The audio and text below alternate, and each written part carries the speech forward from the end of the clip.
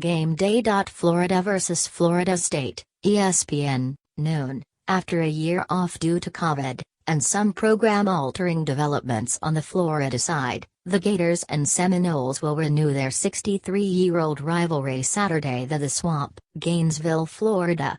The developments of the past weekend and uncertainty of what's next for the University of Florida football program will hover over the Gators' sidelines Saturday and remain the overriding narrative throughout what is expected to be a beautiful fall afternoon. The team on the opposite sideline, however, will be smelling the orange and blue blood and looking to move in for the kill against a wounded and wobbling rival. Yes, the Florida State series is back after a one-year COVID hiatus. No, the 2021 rendition will carry no national ramifications for either program. But that certainly won't matter to the players, coaches and fans once the ball is in play and the 64th game between the two hated cross-state foes commences. In the grand picture, the stakes are minimal. As far as the Sunshine State intrigue, it'll mean everything because beating the other means everything. There's also the fact that both the Gators, 5-6, and Seminoles, 5-6, with their identical records, are looking to avoid losing records and become bowl eligible.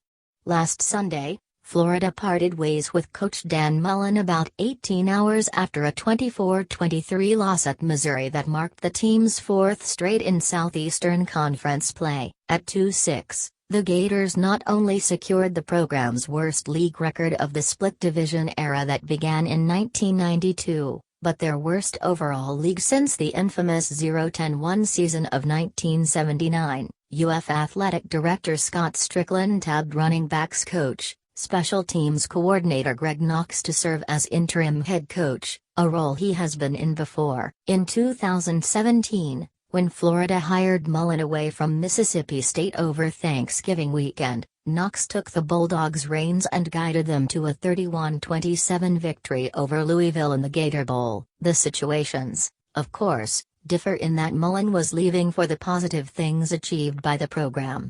It's up to Knox not to hold the Gators together, as well as put them in the best situation to succeed.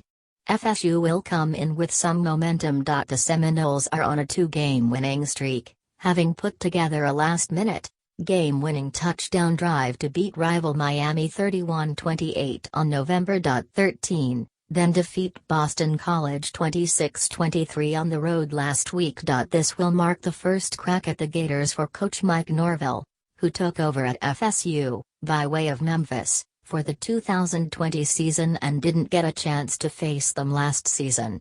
Florida has won 2-2 straight in the series. Mullen exited a resounding 2-0 against the Seminoles, with a pair of blowouts. The Gators won 41-14 win in Tallahassee in 2018, then 40-17 at Gainesville in 19, to run the UF edge in the series to 36-26-2, including 21-12-1 at home. On paper, Florida appears to have some big advantages, especially on offense, but the numbers the Gators put up earlier in the season, especially in the running game, have fallen off considerably during their run of 4 losses over the last 5 games. Defensively, Florida has allowed an average of 39.8 points and 416.6 yards during that span. And there's some quarterback intrigue, as well.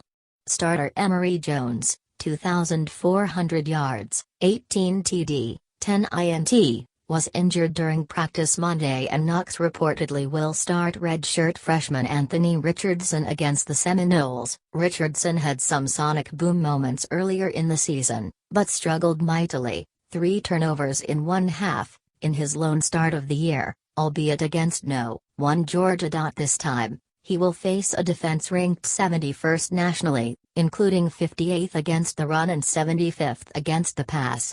For Florida State, quarterback Jordan Travis, 337 yards, 14 TD, 5 INT, has played well since reclaiming the starting job he lost early in the season to UCF transfer Mackenzie Milton. He hasn't thrown an interception in the last 5 games and needs to be accounted for as a runner. The Seminoles rank just 82nd in total offense, including 99th in passing, but had 459 yards against the Hurricanes. Tailback Joshawn Corbin, 877 yards, 7 TDs, has 4 100-yard outings this season, including 144 in the Seminoles' season-opening loss to Notre Dame. Without question, some momentous events are mere days away for the Gators. First things first, though. The Saturday calendar looms pretty large, too. Kickoff is set for noon on the ESPN network, with Mark Jones on play-by-play, 2011 Heisman Trophy winner Robert Griffin III providing analysis and Quint Kessenich reporting from the sidelines. For radio and television broadcast info, click here. The game will be replayed Monday at 2 a.m. on ESPN2, as well as 3 a.m. on ESPN, Tuesday at 1 p.m. on ESPN, plus Wednesday at 2:30 a.m. and Thursday at 11 a.m. on SEC Network. Also, check out the First and 10 pregame show, hosted by Jeff Cardozo via the Florida Gators Facebook page, starting at 3 p.m.